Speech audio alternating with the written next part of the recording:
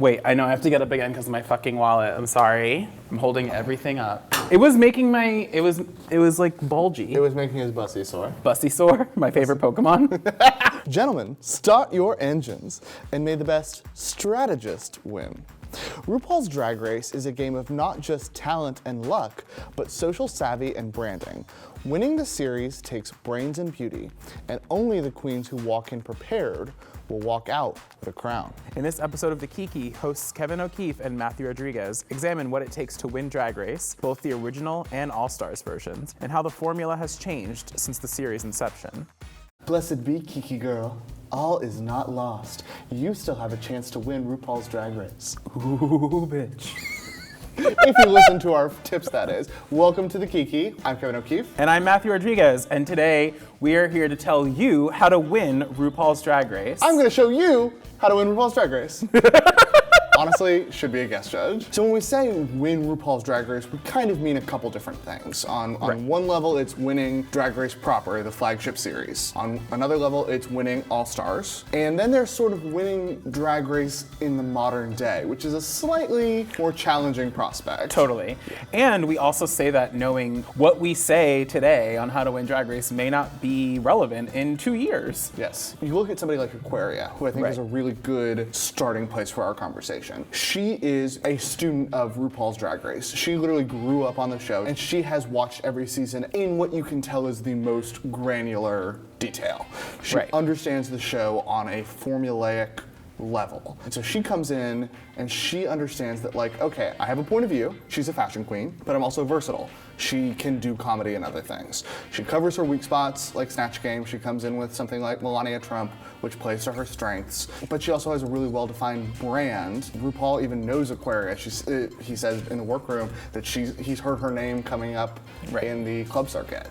It's a pretty hard thing to be that versatile walking in, especially when you're that young. Aquaria was just 21 years old, but it was impressive. Well, I think it was impressive also because Aquaria comes from a world where, like, Drag Race has always been on the air, and she's been watching and been a fan of all the queens. We see her always, again and again, making jokes that reference back to prior seasons. She entered the show both as a fan and as a contestant, right? Yes. We talked a little bit during season 10 about the ways in which Aquaria is different than Asia O'Hara, who is somebody who came up within the pageant system, who is a big part of her own house, and understands drag on that sort of like mothers and daughters and that level, the support system level. And that is totally valid and amazing, but Aquaria walked in with so much strategy, right? And she was also very forthcoming about her strategy. So one of the things that I think that she talked really well about, which, I mean, even she knocks herself for not talking that well. She talked about how, like, for something like Snatch Game, she knew that she was severely limited, that she didn't have jokes. She wasn't a comedy queen. She wasn't going to be Bianca Del Rio becoming Judge Judy or someone who's able to make joke after joke, like an Onslaught. She knew that in order to win, she had to keep the ball in her court. And that's a phrase that I use a lot when I talk about Aquaria. She always made sure that whatever challenge it was happening on her terms. Yes. So her terms for Snatch Game were, I can't speak very well, I don't have a lot of jokes, so how do I make that work for me? And her answer was Melania Trump. A humorless woman who can't speak very well.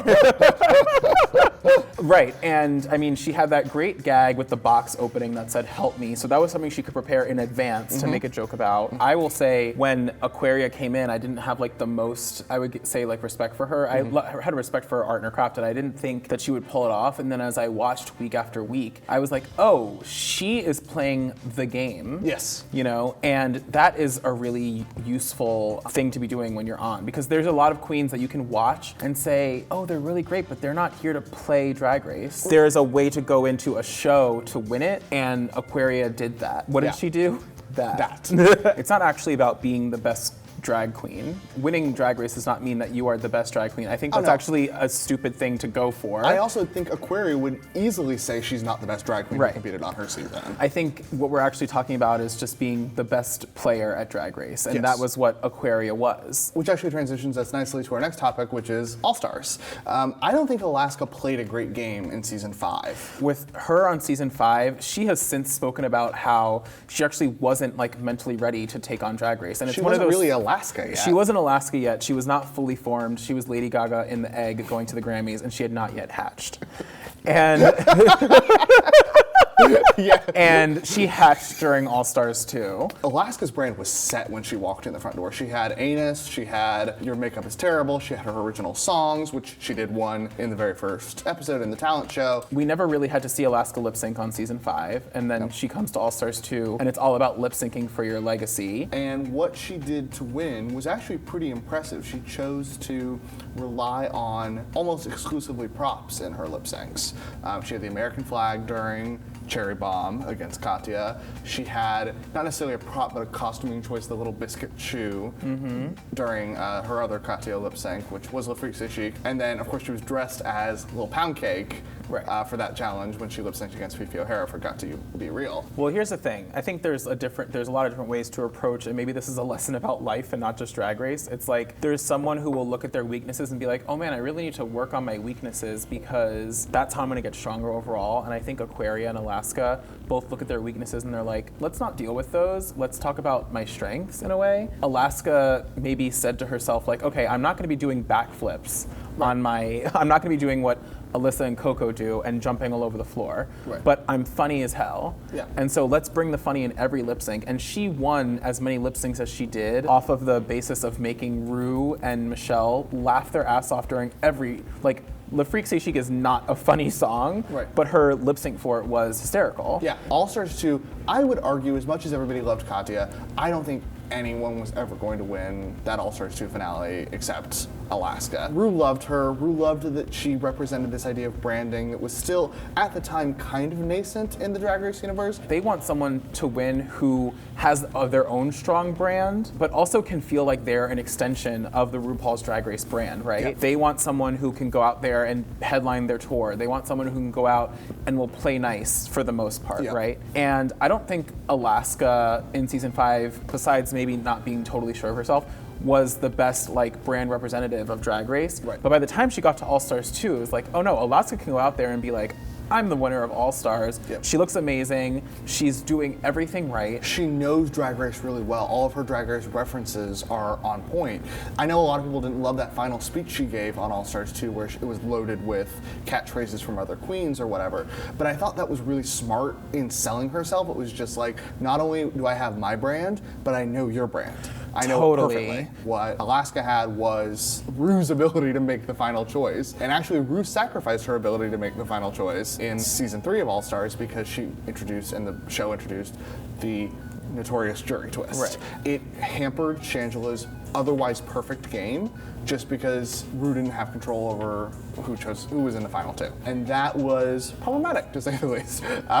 We're about to talk about winning through curveballs, but I actually think that the jury curveball was an unnavigable one for anyone. We're talking about curveballs, and I think that obviously the first one, the most infamous one, was when the season 9 finale was unexpectedly changed a typical, all right, we're all just reuniting, we're going to talk through what happened during the season, and then I'm going to declare a winner at the end, to a lip sync for the crown, a tournament-based format that pit 2 of the top 4 against each other each, and the winners of those battles going up against each other. So then Sasha comes in and she's like, okay, the rules are different. She's got new rules. I'll count them. Yeah. And she was like, okay, I'm going to just go so far beyond what people are thinking for this lip sync. Sasha showed that when there's a curveball thrown at you, there is a way to handle it with aplomb and just really knock it out of the park. Shea Coulee's father and sibling did actually die in between the filming of the season and the filming of the finale. You don't act the same when you're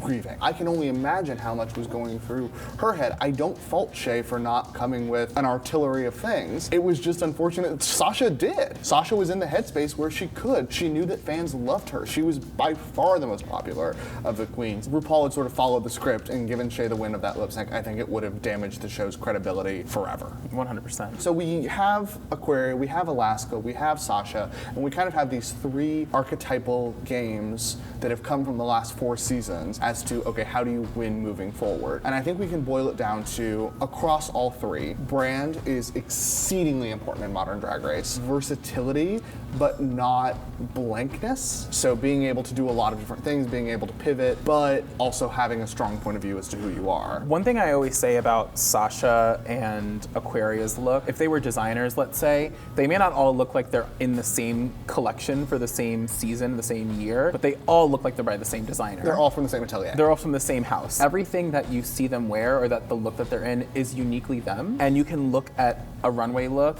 and say like, that's Sasha, that's Aquaria. Yeah. I even think there are some losers who quote unquote won, like Valentina, who when she won Miss Congeniality / fan favorite, Trinity said to her, like, you're actually the one who won if you won fan favorite, right? Whoever gets the $100,000 will get $100,000, but like... The fans will carry you. Right, the fans will carry you. Well, thank you guys for joining us for a discussion of how to win Drag Race. We hope you learned something today. And even if you don't want to compete on Drag Race, we hope you learned something today. Yes, but if you do and you win using our strategies, we expect a cut of the $100,000. Or at least like a shout out on Twitter. Matthew will settle for far less than I will. I know, you were like, I want $10,000. I was like, just make sure I get like 12 followers. You know what you could do instead is like and subscribe to this video. Our favorite drag queen, like and subscribe. Like and subscribe. Hey Matthew, do you want to fuck Alexis Michelle? Wow, calling me out. Happy birthday, it's her birthday. Oh my god, happy birthday Alexis! Matthew wants to fuck you.